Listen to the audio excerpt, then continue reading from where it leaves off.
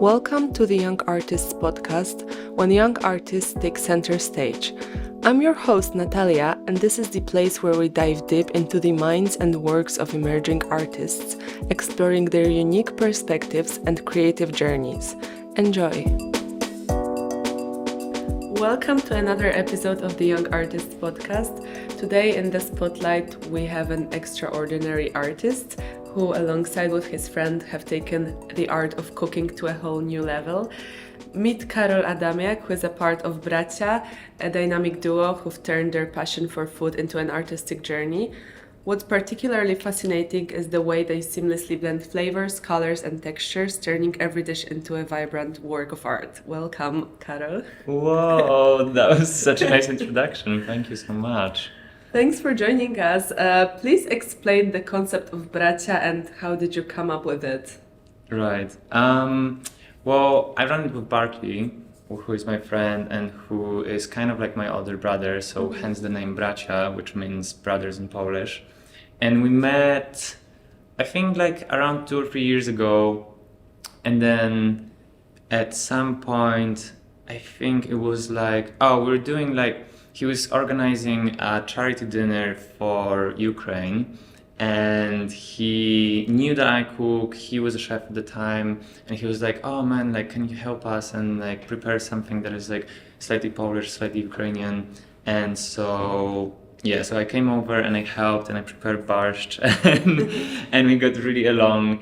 And since then, we kind of started chatting about, about food and about like how we want to kind of like do our own thing, but it wouldn't be opening a restaurant. So, this kind of started organically turning into this like kind of pop-up thing where we want to create something that is definitely around food, but maybe slightly more than just going out to a restaurant. Mm-hmm. So like we really want to usually have a theme around the event, and we want to like do a promotional content, so we want to like also blend it with like a bit of photography, a bit of video. We want to work with people who can like help us decorate the space. Kind of creatively direct event that is around food, but it's not necessarily the same as going out to a restaurant. and so this way we created Bracia, and so far so good. So you're like best friends in real life as well? Yeah, definitely. We live together, we work together, we even travel together. He recently visited Poland. Yeah, it can be a lot. I was, like spending so much time together can be like a little bit much, but this recent trip to Poland and one residency we did in France like really proved that we get along and like we didn't fight at all, and yeah, it was great. That's so cool. Yeah. And can you share a bit about your individual backgrounds and how they contribute to your unique vision of cooking? Yeah. With Barkley, unfortunately he wasn't like able to join us today. He's really busy as always. But Barkley did PhD in anthropology at Oxford and then went to journalism, and he works at The Economist as a podcast producer. But at the same time, he was trained as a chef. He traveled to China for a few years. He did a course at a culinary school there. He trained at Bao London and at Barbary London, which are two like really good restaurants in the city.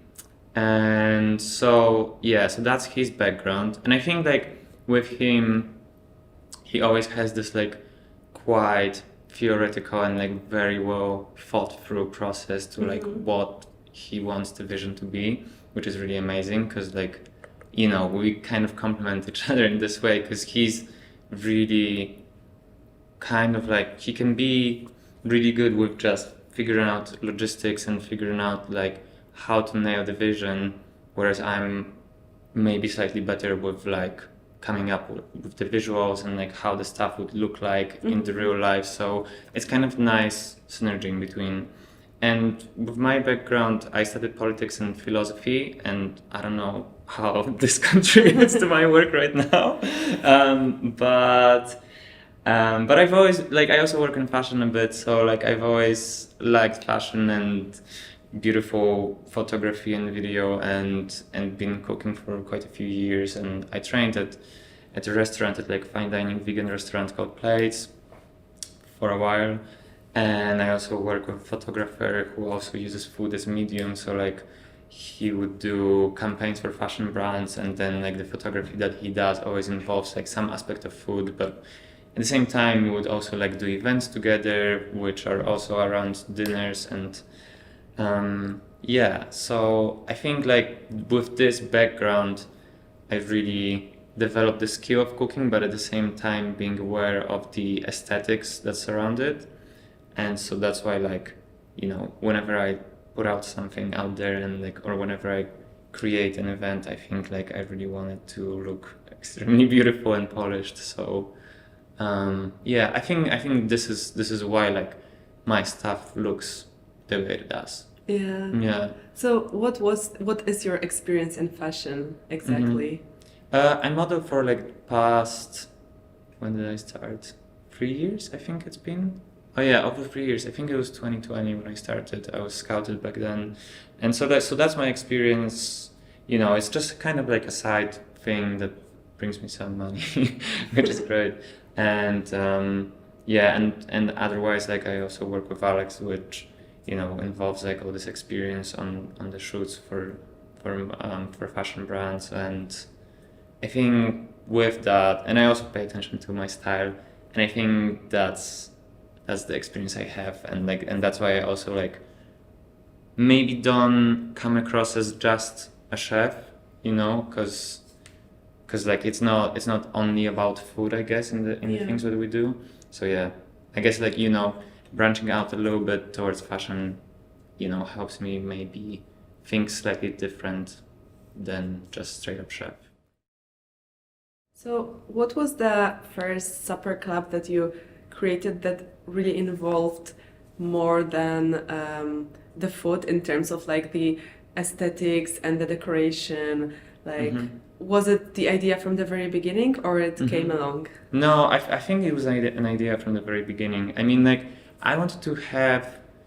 I didn't really know what I wanted to have in the very beginning. I just knew that I wanted to do something with food, something that is like colorful and pretty, Yeah. and that is maybe, and is not a restaurant. Why not a restaurant though? I think there's few things about it, and from the perspective of running a business, is the thing that slightly can limit the creativity in a way that I know that running a restaurant is like extremely demanding, because you need to think about the business side, you need to be the chef, you need to like show up, you need to make you know, you need to make all these orders, you need to think about like what to prepare for the next day, and like and plan in advance, and do the service. And the thing is that like the creativity part in, for example, creating a menu, or like creating, I don't know, taking care of the interior design, is just such a small part of like the whole business that I'm just personally like, I'm just not into it as much. And from the perspective of a guest, of a client, I think it's the thing that when you come to the restaurant, you kind of like, you need to book a table, you know, you're there for like a limited amount of time, which is usually like 90 minutes, maybe like 2 hours. And then you kind of have this feeling that like you're expected to free a table for the next guest, and that they want you to pay for it and just kind of get the fuck out. Yeah, this is such a common thing in London though. Yeah, especially in London. Yeah, right? I don't think it's a thing in other countries that much. I think due to the fact that there's just so many people here, and so many people who can actually afford going out, that like everything is booked in advance. So like I can't even blame the restaurants, you know, it's just like they need to make a living, so they need to run a business in a way which is profitable. So that's why they have like all these limitations, and you know, and whereas with the events, it's nice in a way that you know that you pay in advance, so like you don't need to worry about like the money at the end. So that's the first thing. And then like you come over and you know that this is especially curated for that one evening, or maybe for like few nights in a row, but like it's kind of like a one-off thing. it's kind of special. It exists right here, right now, and it's probably not gonna exist in the future. And you have that you have all that experience kind of like almost especially for you. You know, like it depends like how many clients we can have, how many guests we can have during the night, but it's like it's usually quite a limited amount. So I think there's something nice about the fact that, you know, it's kind of more exclusive and it's on a smaller scale, and yeah. I think that's why I prefer what I'm doing to running a restaurant. It's so cool. So you really like this unexpectedness of preparing the events. Like people will come and they experience it once in a lifetime. It's not like they come and there's a set menu that they will always see in the same place every time. Yeah, exactly that. It's just so. That's what I mean. Also about the creativity behind it. That you kind of, you know, you do that, and maybe you don't get exactly the best at it, because if you have a set menu at the restaurant, for example, for like the whole season, and you do it every single night, like, okay, fair enough. After 2 months, you're gonna nail that, and like every detail is gonna be like so polished, and like it's just gonna be exactly perfect. And even though I try to like do everything perfect, obviously like I can't get to that level if it's just like one night or like few nights in a row. But what's nice about it is that it's kind of just there and it's temporary, and people, I think, really appreciate the fact that, you know, it just happened and like it's never gonna happen again. And they had this experience and they're like, oh, but I've been there, you know. And I had that experience, and like, and I'm able to say that I've been through it. I don't know, that's at least like what makes me excited about it. Yeah, it's so cool. So actually, what was your favorite supper club that you have done so far? You know, we've only started working since last year, so it hasn't been that long, but we've done like a fair amount of events. It really depends, honestly. I mean, we did first one that I was like, oh, okay, like this is cool, and like it gave me this like really good rush during the night, and I was really satisfied with. I think it was the one that we did at this gallery in Soho called Kravitz Contemporary. And so we did an event we did supper club that was supposed to match and correlate with the paintings of the current exhibition that was in there. And these were the paintings by actually a Polish painter, I think I mentioned to you before, by Julia Kowalska. And like, and I was really happy I was asked to do that, because like I genuinely really love and appreciate her paintings. And so this was like such a nice opportunity to kind of, you know, really do something creative and really do something where like you're stimulated to kind of try and I don't know, like not mirror, but be inspired by something else and then use that as like a theme. Reflect on her. Yeah, exactly. And use that as a framework to create something yourself. And so we did. So since she's Polish, and since her paintings were kind of like giving me this like chic and clean vibe, but in this, I don't know, like folk way, maybe slightly like old school Polish way.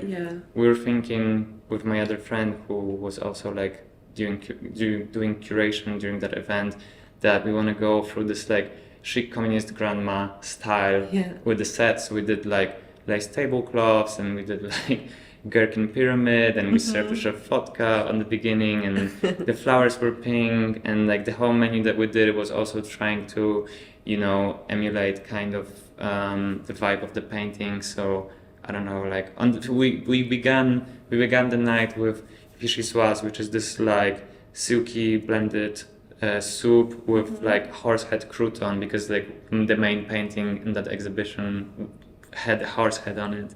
And what else? Like all the dishes had like a touch of and shade of pink in it, because like the paintings were kind of like that.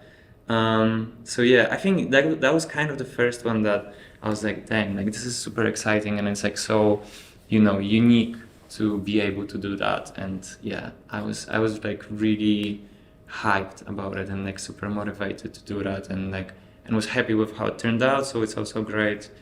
Yeah. It seems like while creating the food you are inspired, but not only by the idea, for example, behind the art, so like this folk style of Poland and the colors, but also by like the visuals, so like the head of the horse. And I'm wondering, usually with the events, do you try to match the visuals, the aesthetics of the client, or mostly like the idea behind the event? Yeah, it also depends, I think. What's nice about what I'm doing is that every single time it's completely different, and sometimes it's a pop-up which, like, you know, we curate and it comes directly from us. Sometimes it can be a thing like we did at the gallery. Sometimes it can be like something that is like more just strictly about food.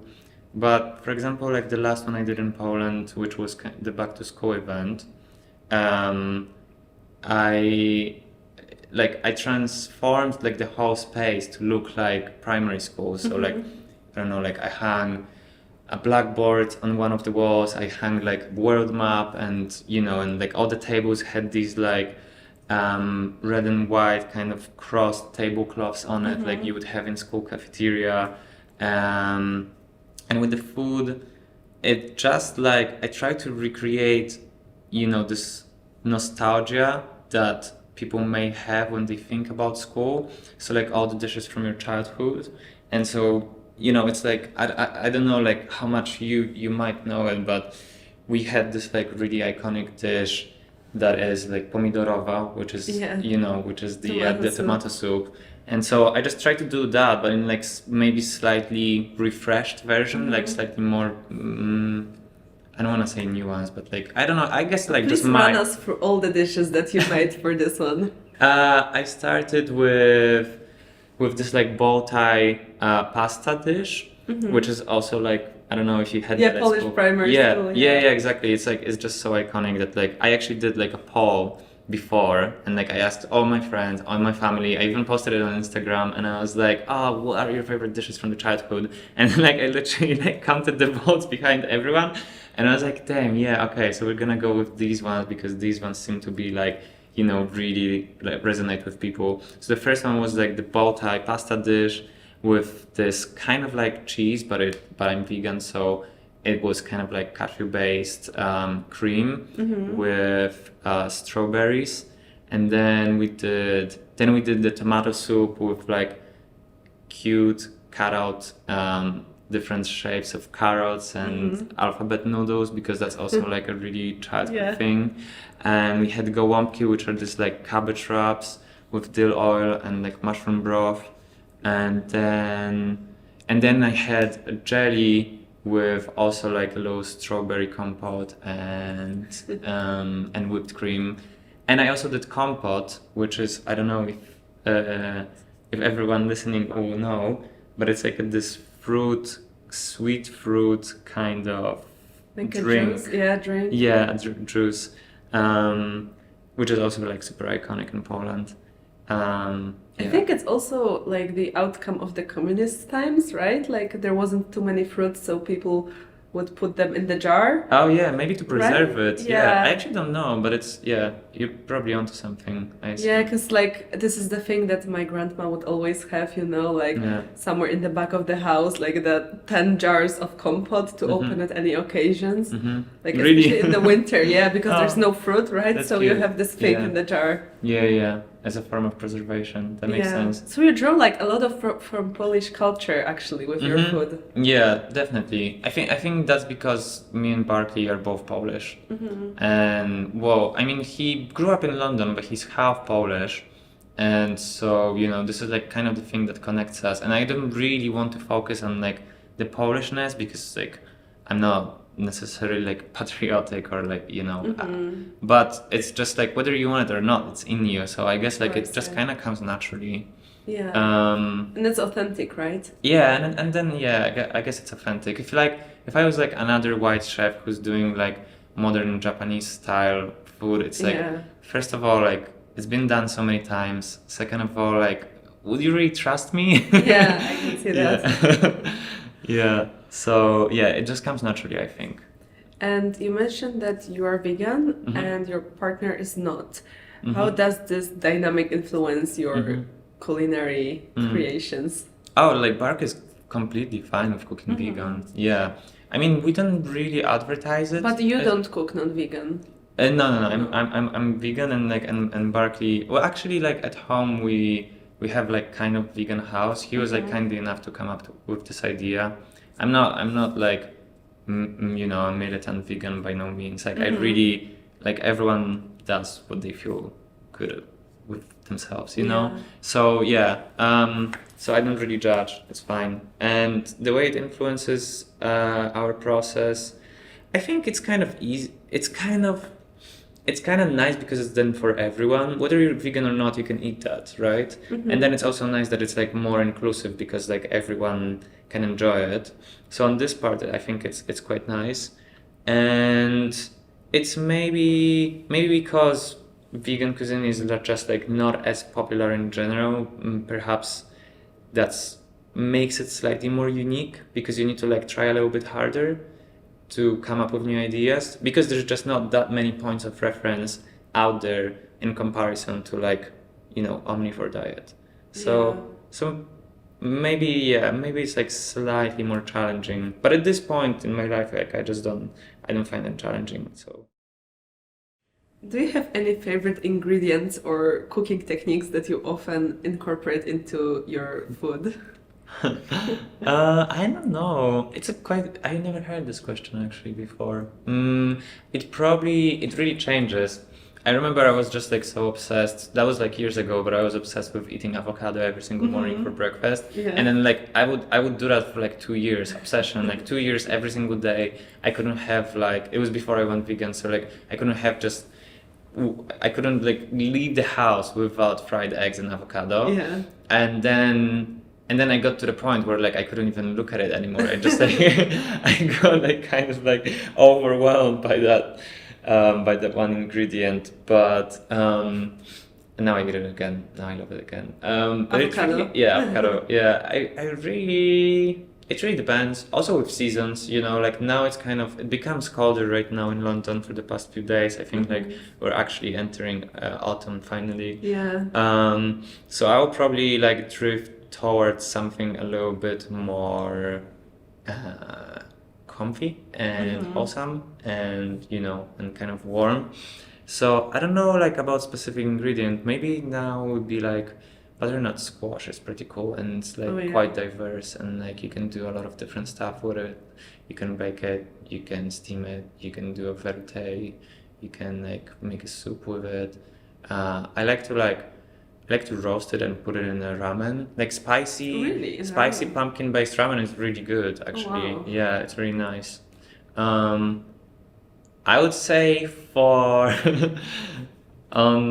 mid-October 2023, I'm saying pumpkin. Pumpkin. Yeah. Is there actually a difference between pumpkin and squash? They look slightly different, but like flavor-wise, quite similar. Same. Okay. Yeah. So, and what about like the favorite dish for now? Oh, wow. That's also difficult. Actually, like, to be honest, when I don't like do something for like the next pop-up event, whatever it is, I actually eat like very simple and like I just try to stay healthy. I eat like coconut yogurt with granola and fresh fruit in the morning and then like I have a salad. I try to like stay really healthy, you know? So I had like really nice salad today with like a lot of fresh ginger. Fresh ginger? Yeah, fresh ginger like really diced, really finely diced. It's so good in salad, it cuts through so well. You wanted like a funkier answer, I know, I'm sorry. Fresh ginger salad sounds really, you know, like a thing for this season when everybody gets sick. Yeah. So I guess it's a good recommendation. But I really like going out to Koya restaurant. I think that's one of my favorites. It's the Peruvian one. Koya is Japanese. Oh, Japanese, yeah. Okay. They have like few different places in London and they're mostly famous for udon, but they also have like a lot of small dishes. And there's this one, okay, I have favorite one and it's actually great for autumn. It's mushroom with sweet walnut miso udon soup. And it's like, it's so bomb, it's just so umami and like so like deep and rich and like it just like calls you. It's like your mom's hug. That's how That's I a feel. nice That's how I metaphor. feel after finishing a meal there. It's a warm hug. That's something you definitely need to like try in the restaurant because it sounds so complicated. I think it's very easy. All respect to Koya, but like I think it's like you can recreate it at home actually. It's just bunch of mushrooms and like if anyone listening wants a recipe, hit me up. I can probably do it. So actually, like talking about recreating the foods from the restaurants or from like chefs, who is your biggest inspiration in the food world? Wow, that's hard. I think, to be honest, I'm extremely lucky to work with Alex, with That Hungry. Like, and I think he's just the best in the industry. Genuinely, like it sounds funny that I'm saying that like my job is the best, but like it kind of But it is. So I'm really inspired by like just his visual side is just so strong, and I think it's honestly the best in the game, and it's so unique, and it's also like such a high skill that he has with photography, but at the same time he's insanely creative with food, and like I just learned so much from him that yeah, I would say Alex is the best. So for those who don't know, does he work for a restaurant or does he have his own supper club as well? He's mainly a photographer and filmmaker, but also chef at the same time. Yeah. So he also creates this interplay between like food and art. Yeah, kind of. So cool. Yeah, so that one on the beginning I mentioned that like I assist on the shoots. So that's who I assist. That's him. Yeah. So yeah, if you wanna check, it's That Hungry on Instagram. Yeah. So how did you meet him? I just DM'd him and I was like, I love you. I love your work. Can I work for you? And he was like, oh, I'm looking for assistant right now. So you're lucky. And we met, and I was like, it was right after I graduated, and I realized that I want to transition more towards this industry. And I followed him for like a few years, and I've always been in awe of what he makes. And yeah, and then we met, and then we vibed and worked since then. So it's nice. How does the process of food photography look like? It really depends, but like sometimes we shoot for his blog, so we just like make the dishes, but also like try to do like something a little bit more special around it, like something slightly. I don't want it to sound too pretentious, but like something like that is like maybe slightly unexpected, maybe like a different close up, or using like an ingredient or an item that you wouldn't expect in a recipe process, perhaps, and then try to like create a nice set for it where like it just looks extremely beautiful. Yeah, so, or if it's for a client, then we work usually with a product, and then with that product we would just think of how to like make it shine, but at the same time connect it with food. Which sounds funny when you say it, but I guess like you just need to check the imagery and decide for yourself whether you like it. Talking about like unusual or unexpected ingredients, how do you source the ingredients for like big commissions for supper clubs? Is it like a difficult process? There's suppliers. Yeah, so there's literally people who you call up and they have like all the connections to the farmers, and you ask for what they have in the season, and you go for the list, and then you order it. It's quite straightforward actually. Okay, not that complicated. Yeah. Because for me it sounds like a big challenge, to order like food for 20 people dinner and to manage everything. The amounts are kind of tricky because like that's actually like the downside of having an event thing, is that since we do something slightly different, and like the recipes are different, then you kind of like don't exactly know the amounts you're supposed to order. So we did like 120 people wedding on the beginning of September, so it was a lot, and I think we ordered literally like 10 times too much kale for the salad, and we just had like half of the vat was just like covered with these leaves, and we just like didn't know what to do with it. Then we put it into use. We figured it out, but yeah, sometimes it's tricky with like the amounts of food that you order, but the process itself is quite straightforward. You just need to find a good supplier that has like really good quality organic food, especially when you cook plant-based. It's like it's really important to like have good quality. Yeah. But anyways, I think it's way more sustainable, like supper club, than a restaurant or than any other food-related business. What do you think? Well, it depends. There's few restaurants that are trying to be zero waste. There's this amazing restaurant in Hackney Week called Silo, and so basically I don't know if they came up. It's not that they came up with the concept of zero waste, but they're trying to like really incorporate it, and they really like popularized it. And so their thing is that like they don't really have a bin in the restaurant. So literally like all the food scraps, they just try to be like as creative as possible to reuse it, and and to like no bin at all. Yeah. I mean, like, I think they have like some bin. I think like they cannot use like actually like always 100% of everything. I think like that's impossible. But they pretty much like use every single part of a they're not vegan, but like pretty much like every single part of like vegetable or like piece of meat or whatever they're using to like come up with something for use for it, which is like really cool. But that's definitely like a niche. That's definitely a minority. I think like at restaurants mostly that's the thing, and shops in general, just like vegetable shops and supermarket, like they waste so much food because they have this like quite strict regulation about expiry date, and most of the time actually if you look at the stuff that is like about to expire, it still kind of looks good. Like it's still fine to eat for like quite a long time afterwards, but they need to get rid of it because if the inspection comes in, they would get fined, and like so they can't really reuse it or like keep it for longer.